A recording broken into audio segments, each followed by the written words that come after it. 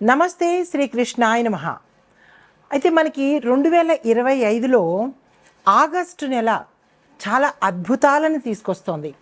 పండగలతో పాటుగా మనకి రకరకాల మంచి మంచి యోగాలను తీసుకొస్తోంది. అందులోనూ యోగాలకే యోగించేది శుక్ర భగవానుడు. అయితే ఈయన పుష్యమి నక్షత్రంలోకి అడుగు పెట్టబోతున్నాడు. అయితే ఈయన పుష్యమి నక్షత్రానికి అధిపతి అయినటువంటి అంటే ఆధీనంలో ఉన్నటువంటి శని భగవానుడు అధిపతి కాకుండా ఆధీనంలో ఉన్నాడు. ఈ సమయంలో పుష్యమి నక్షత్రము శని భగవానుడి ఆధీనంలో ఉండడము, ఆ శని భగవానుడు శుక్రుడితో సత్సంబంధాలు మిత్రత్వం కలిగి ఉండడం వల్ల విశేషమైన ఫలితాలు ఇస్తున్నాడు. ఏంటంటి ఫలితాలు అంటే కనుక ఆర్థికంగాను, వృత్తిపరంగాను, వ్యాపార పరంగాను, సత్సంబంధాలు, మానవ సంబంధాలు, కుటుంబ సంబంధాలు ఈ పరంగాను అనుకూలమైనటువంటి చాలా చక్కని ఫలితాలు అందిస్తున్నాడు. అయితే ఈ ప్రభావము మనకి ఎట్లా ఉండబోతోందంటే, ఈ యోగము శుక్రుడు పుష్యమి నక్షత్రంలో ఆగస్టు 23వ తారీఖు అంటే ఇంకా దగ్గరకు వచ్చేస్తుంది, ఆగస్టు 23 ఆ సమయంలో ప్రవేశం చేయడం ద్వారా కొన్ని నెలల పాటు అక్కడే సంచారం చేస్తుంటాడు.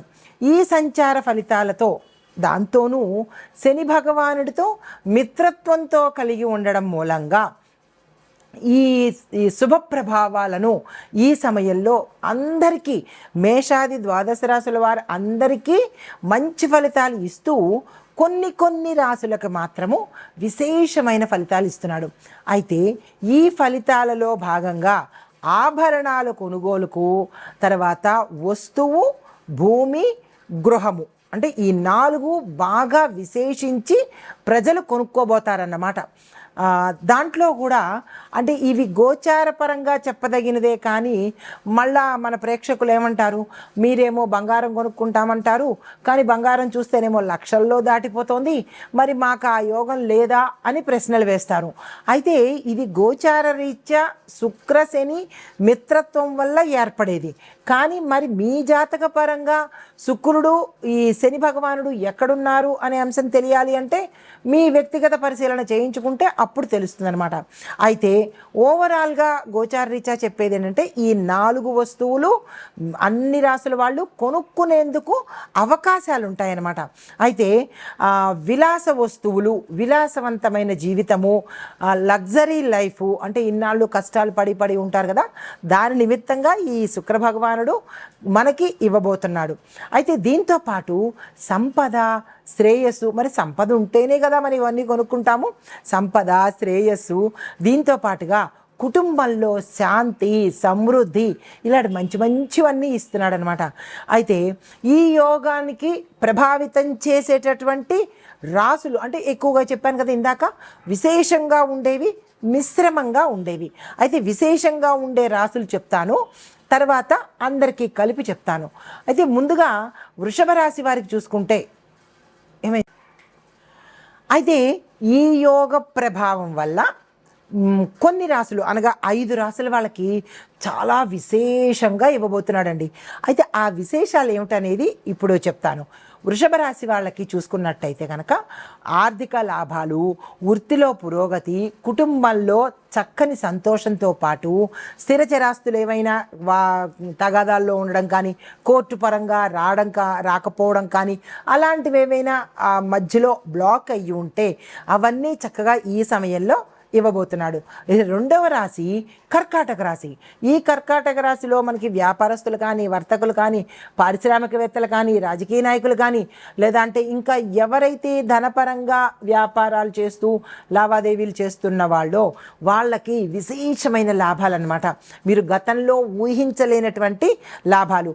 పాతగా అంటే మేము ఇంకా గతంలో మేము నడపలేము, ఇంకా మూసేద్దాము అని అనుకున్న వాళ్ళకి మంచి రైజింగ్ ఇవ్వబోతున్నారు. అలాంటి పొరపాట్లు ఎవ్వరూ చేయకండి.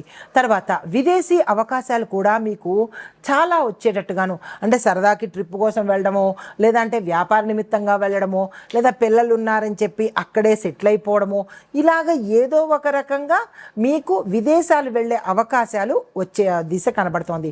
తర్వాత వ్యక్తిత్వ వికాసము, అంటే సెల్ఫ్ అనలైజేషను, సెల్ఫ్ డెవలప్మెంటు, ఇలాంటివి కూడా ఎక్కువగా గోచరిస్తున్నాయి. దీంతోపాటు తర్వాత మనకి తులారాశి వాళ్ళు, 3వ రాశి వాళ్ళు చూసుకున్నట్టయితే పాపం తులారాశి వాళ్ళకి ఇన్నాళ్ళు చాలా ఇబ్బందులు పడి ఉండవచ్చు. అయితే అవి ఇప్పుడు సమసిపోయి మీకు ఆర్థిక లాభాలు, ఎవరెవరు ఏ రంగంలో ఉన్న వాళ్ళైనా సరే ఆర్థిక లాభాలు రావడము, రుణాలు తీర్చేసుకోవడము, వస్తు వాహనాలు, భూమి, ఇందాక చెప్పిన 4 వస్తువులు అనమాట, భూమి, వస్తువు, తర్వాత ఆభరణాలు, గృహాలు కూడా కొనుక్కునేందుకు అవకాశాలు అయితే వచ్చేటట్టు కనబడుతోంది. తర్వాత వివాహం కాని వారికి సత్సంబంధాలతో మానవ సంబంధాలు పెరగడము, మంచి పరిచయాలు పెరగడము, ఇలాంటి వాటివన్నీ జరిగే అవకాశాలు కనబడుతున్నాయి. తర్వాత సామాజికంగా గుర్తింపు, గౌరవ ప్రతిష్టలు, సన్మానాలు, సత్కారాలు, ఏ రంగంలో ఉన్న వాళ్ళకైనా సరే మీ రంగంలో ఉన్న వాళ్ళకి విశేషమైన పేరు ప్రఖ్యాతలు, మిమ్మల్ని గుర్తించడము, మీకు ఒక స్థాయి కల్పించేటట్టుగా గోచరిస్తోంది. తర్వాత 4వది చూస్తే కుంభరాశి వీళ్ళకి విలాసవంతమైన వ్యయాలు, అంటే వ్యయాల్లో కూడా చాలా రకాలు ఉన్నాయి తెలుసా. అనవసరమైన ఖర్చులు, అవసరమైన ఖర్చులు, విలాసవంతమైన ఖర్చులు. అంటే ఇప్పుడు ఏదైనా టూర్లు వెళ్ళడం అయినా, లేదంటే ఫ్యామిలీ ట్రిప్స్ కానీ, విదేశాలు వెళ్ళడం కానీ, అక్కడ ఒక 4 రోజుల పాటు ఎంజాయ్ చేయడం కానీ, ఇలా లగ్జరీ లైఫ్కి సంబంధించిన విలాసవంతమైన ఖర్చులు పెట్టబోతున్నారనమాట.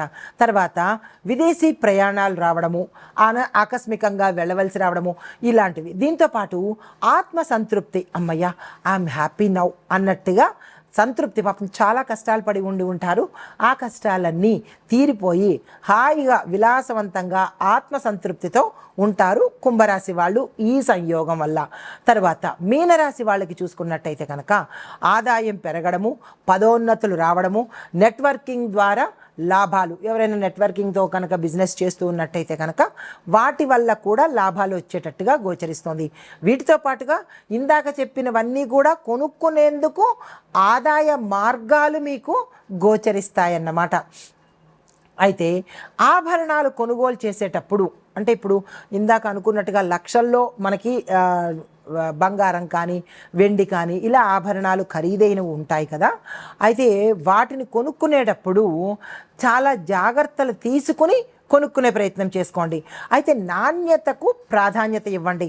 చాలా మోసాలు జరుగుతున్నాయి కదా, ఆ మోసాలు, గుల్లగా ఉన్న బంగారంలో ఏదైనా పెట్టచ్చు. కాబట్టి అలాంటివన్నీ చూసుకుని కొనుక్కునే ప్రయత్నం చేయండి. కష్టపడి సంపాదించుకున్న డబ్బులు కదా, జాగ్రత్తలు తీసుకోండి. నాణ్యమైన ఆభరణాలు మాత్రమే ఎంచుకునే ప్రయత్నం చేసుకోండి. తర్వాత ప్రముఖ దుకాణాలు మాత్రమే, అంటే ఫేమస్ అయినవి, కార్పొరేట్ దుకాణాలు, మనకి పేరు ప్రఖ్యాతలు ఉన్న దుకాణాలు, నమ్మకమైన దుకాణాల్లో మాత్రమే మీరు కొనుగోలు చేసే ప్రయత్నం చేసుకోండి. మీకు అన్నీ తెలుస్తాయి, అయినప్పటికీ కూడా నా ధర్మం నేను చెప్పాలి కదా. అయితే నాణ్యమైన ఆభరణాలు కొనుక్కుని ఎంపికలో కూడా జాగ్రత్తలు తీసుకోండి.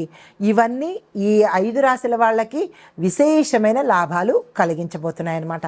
అయితే తరువాత మనము మిగతా రాశులకి, అంటే ఈ 5 కానీ మిగతా రాశులకి మిశ్రమ ఫలితాలు ఇవ్వబోతున్నాయి. అయినప్పటికీ ఈ రాశుల్ని కూడా మరింత విశేషంగా చెప్పబోతున్నాను. నమస్తే. ఇది ఇంట్రోగా వేసుకోండి ఎడిటర్స్. ఇదంతా ఇంట్రొడక్షను. తర్వాత మేషాది ద్వాదశ రాశుల వారికి, మిగతా రాశుల వారికి కొంచెం కొంచెంగా ఉంటుంది. ఇది యాడ్ చేసుకుంటూ వేసుకోండి. ఎడిటింగ్లో తప్పులు చేయకండి.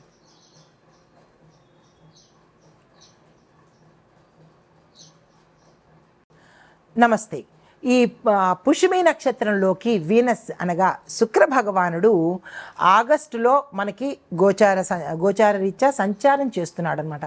అది శని భగవానుడితో కలిసి మిత్రత్వంతో ఉన్నాడు కాబట్టి విశేషమైన ఫలితాలు ఈ ద్వాదశ రాశుల వారికి అందిస్తున్నారు. ఈ ద్వాదశ రాశుల వారితో ప్రత్యేకించి 5 రాశుల వారికి విశేషమైన ఫలితాలు వస్తుంటే మిగిలిన రాశుల వారికి మిశ్రమ ఫలితాలను అందివ్వబోతున్నారు.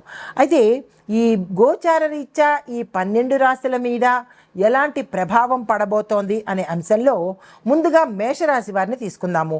వీరి యొక్క ప్రభావము ఆర్థికంగా కొంత ఒత్తిడి కనబడుతోంది. ఖర్చులు పెరిగేటట్టుగా గోచరిస్తున్నాయి. ఈ విషయంలో కొంత జాగ్రత్తలు తీసుకోండి.